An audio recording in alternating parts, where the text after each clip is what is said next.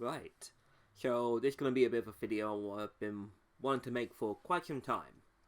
Pretty much, I'm here to explain what is Monster Hunter World emotes only. Now, first and foremost, let me justify, this has been something on my mind since 2018. And ever since I did the first ever full, bearing in mind, Monster Hunter World Hadoken only, it's been stuck in my mind all those years. And here is even proof. I've even got it from the original timestamp of 6 years ago. And yeah, I took down the Great Jaguars with Hadokens only.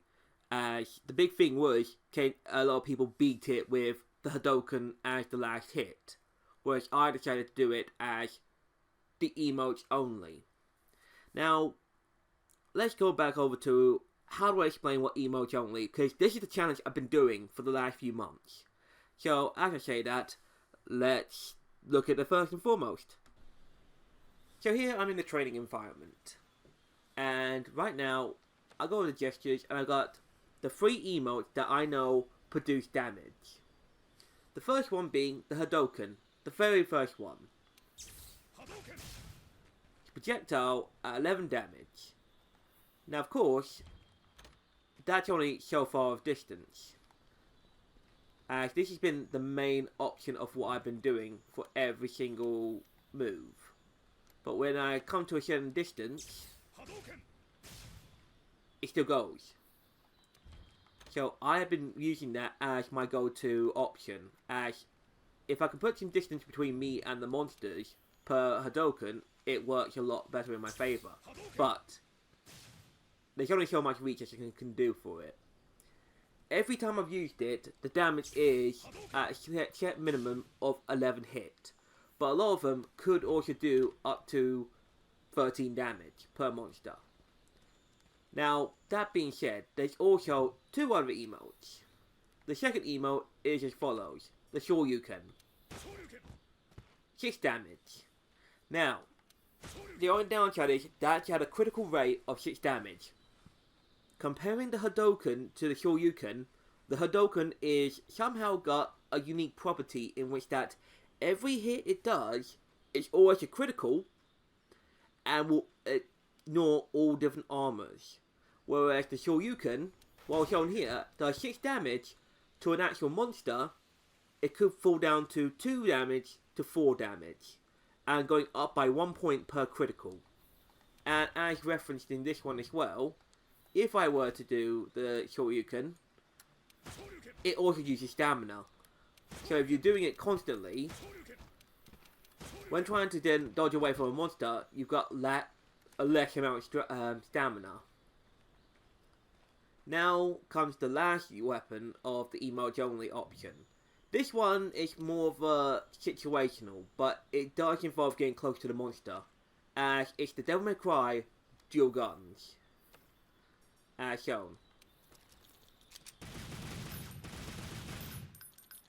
So 2 damage a pop at critical rate.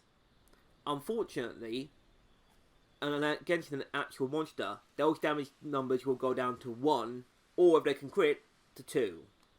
And that is the standard amount of damage. And as you can see, 26 hits, 26 damage per 18 hits. And that is if you're able to get all the damage off at the enemy. Now, that being said, there is a difference between the gestures as well. That being, if you're not being attacked, you can spam this, as long as the enemy doesn't knock you over, because you're already in the position. That does not mean that's going to be the same as the Hadoken, as it is got a delay before every time you're able to use it. But no, it does add up little by little. So if you're smart about it, you can just keep throwing it, and the damage will stack.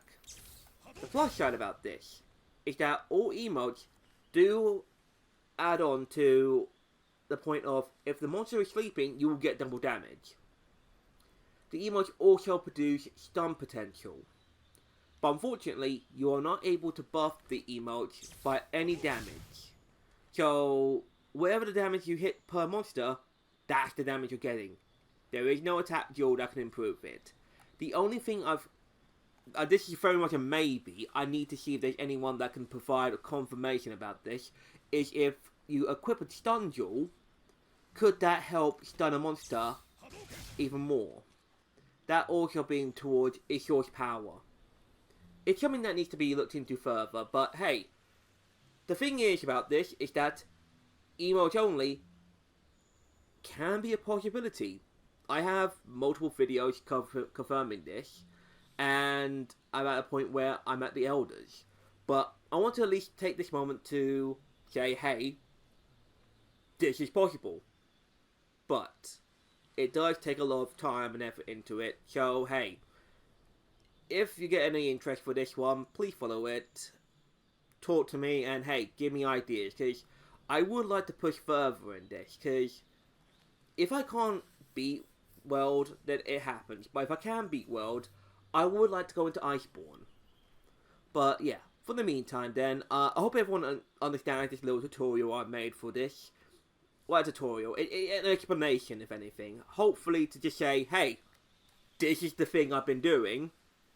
Hopefully people understand it more. Until then, thank you everyone for watching, and have a good day. Bye.